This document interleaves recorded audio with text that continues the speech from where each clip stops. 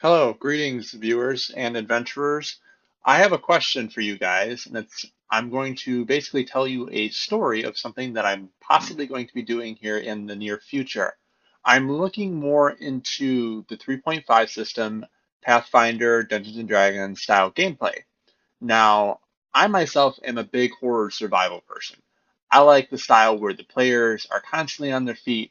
They're always worried of that threat that something might get them. They're not overpowered where they're gonna just one shot it and okay, we move on with whatever we gotta do. That's why I'm looking more into the Call of Cthulhu 3.5 book series. Now, I have a question for you viewers, or whoever's watching this right now, as to what do you think of this story? Now, I'm going to give you a short snippet of a story that I'm going to spin from my players. It might sound a little familiar, but it's really not. I am going to use a little bit of the basis of the first Resident Evil game, if you've ever played that, the mansion from that. But the floor layout and the story are going to be a little bit different because I'm going to take and pull things from the movie. Um, what's that movie called now? House on Haunted Hill, the very first one. I'm going to pull some from the first one, pull from the second one, where things aren't always as they seem. The mansion itself might actually be alive. Um, the adventure is going to start out with five NPCs, five players. They're going to get tickets to go to Great Britain to see whatever they want. I'm probably going to use Doctor Who because pretty much everybody that I play with loves Doctor Who. So they're going to get five all-inclusive paid tickets to go see this premiere of Doctor Who. They're going to have 5 days to explore Great Britain before the premiere. Now, I'm going to have them go driving out in the country. They're going to fly in and they're going to make a pretty long drive, about a 2.5 hour, 3 hour drive to get to where they want to go because they're going to explore some places.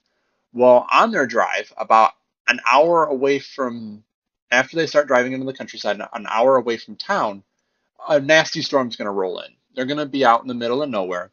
Their car is going to break down. Now, what's going to happen is the storm's so bad that their cell phone reception doesn't work, and they've drove about an hour and a half out of town. So they probably figure, okay, there's got to be a town that's coming up.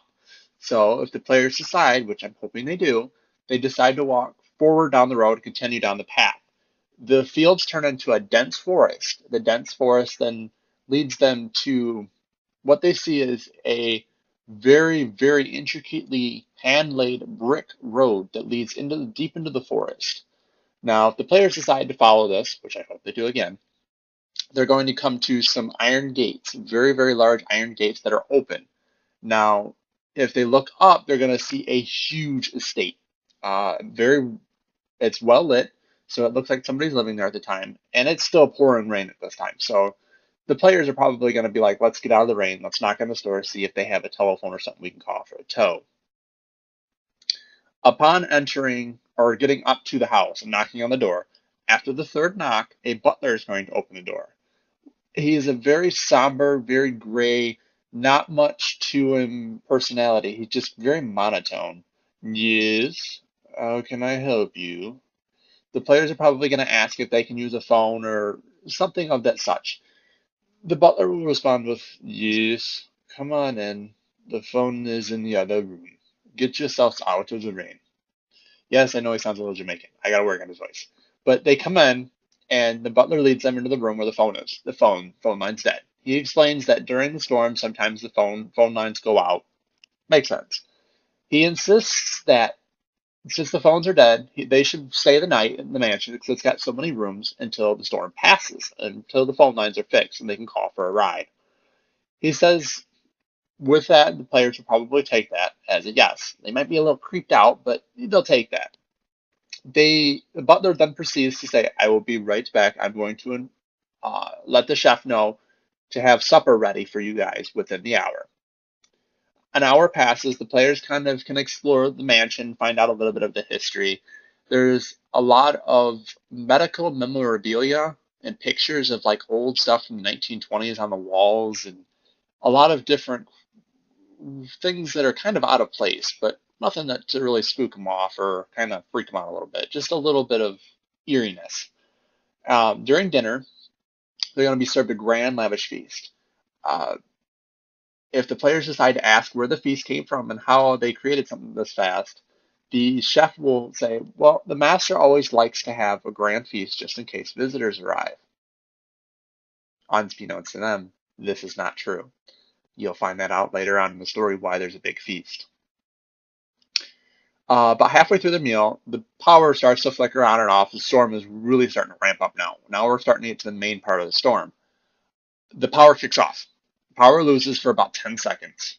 You can hear the butler in the background. Oh, great. All right. He basically just voices, all right, don't panic. There will be a generator that will kick on in a moment. After the generator kicks on, don't freak out what happens next. We will fix it. The players are probably going to be wondering what's going on. Why did he just say this? The generator kicks on, all the lights kick on, and all of a sudden you hear a siren going off inside the house. It's indistinguishable where it's from, but you can hear it echoing throughout the whole house. Every window and every door has steel plated, reinforced sheets come down over all the windows and all the exiting doors, therefore granting no way out or no way in. This is probably going to panic the players. This is what I want. I want mass hysteria. I want them to question. I want them to think. I want them to be, okay, what's going on? Why are we here? Kind of like on a spastic moment. They're probably going to jump the butler. The butler's going to respond in very calm and melodramatic tone. This is part of the house's self-defense system. Uh, if they pry him enough, he'll explain that the house was used for medical experiments and things of that nature during World War era. Therefore, they wanted this as a security precaution so people couldn't get in. In truth, it's actually they don't want people getting out, but they won't find that out until later. They're going to go, Butler's going to say, well, we need to go down to the basement. I need to go down to the basement to reset the circuit breakers to release the hatches, get everything to go back up to normal. He says, it would be nice if I had help, if you guys could help me. The blast door or the door that barricades the circuit breakers is very heavy, and he would appreciate somebody to hold the light and give him a hand with it. If the players decide not to help him, there's going to be a twist. He's going to go down the stairs, and they're going to hear a scream, and he's just going to disappear. Now, there's a problem with that, because if that happens, they're not going to get the first key.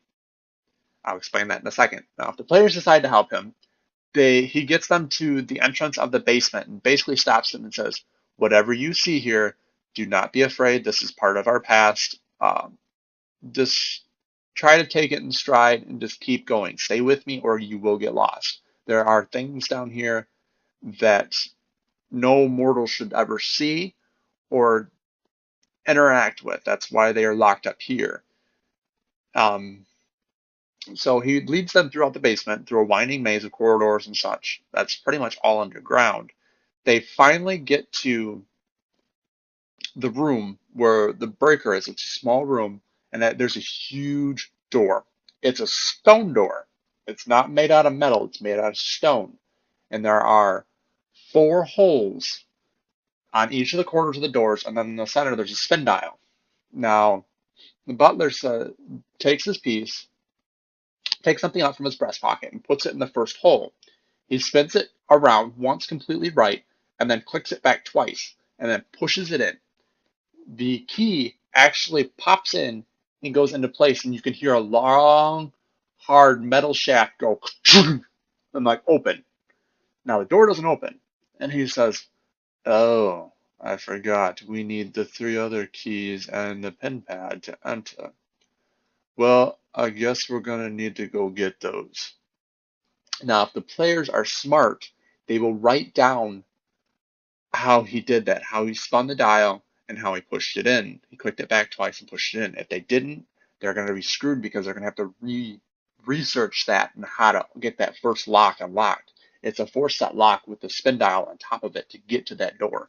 There's a reason why, because that's their way out. So they're trapped in this until then. Now, if they decide not to follow the butler, well, they got to find a way to figure that combination out for themselves and that he's got that key. Now, on their way back, about halfway their way back, they're going to hear like galloping, like something on all 4 hands, just like galloping, but it's like echoing throughout the walls. They don't know where it's coming from. And all they're going to see is the butler turn his head and say, "Oh shit." And something's going to jump him and just like literally tackle him and take off with him down the hallway. It moves so fast that the players aren't going to be able to do anything about it. He's just going to be gone. Now, this totally leads them to the point of, do we chase after him or do we run back up to the top, to the main floor and be safe? But the problem is they can't get out. So it leads to that. Now, fast forward throughout the story, they are going to run into people who are in the estate itself, like the cook. There's going to be the herbalist. There's going to be the alchemist. There's going to be the nurse. There's going to be the doctor, or the not the doctor, but the head scientist. There's going to be people that are throughout the house that they can talk to, that are sane, normal people. Now they can try to enlist their help, or they can try to basically force them to help them or do whatever. Most of them are going to be pretty compliable. Now, spoiler, these people that are on the main level and above are not actually the true people of the estate. They're not the true people that run it. They are actually the experiments that were downstairs. They were released or previously and were basically running this estate. Now, the true people that the doctor, the head doctors, and all that stuff are actually now being experimented on by the experiments themselves. The true people are actually locked in the basement. Now, that's totally up to the players if they find them and if they believe them. Because, I mean, would you really trust somebody that was in a locked cell saying, "I'm not crazy, I'm the scientist, they're not"? I mean, hello. Would you really trust them? So they're going to have to go on a whim to get these keys because these crazy people are going to have some of these keys. Now, they're going to have to trust some of the same people to get the spin dial key because each one of them has a combination of that key, and it's going to lead to a really twisted and cool story.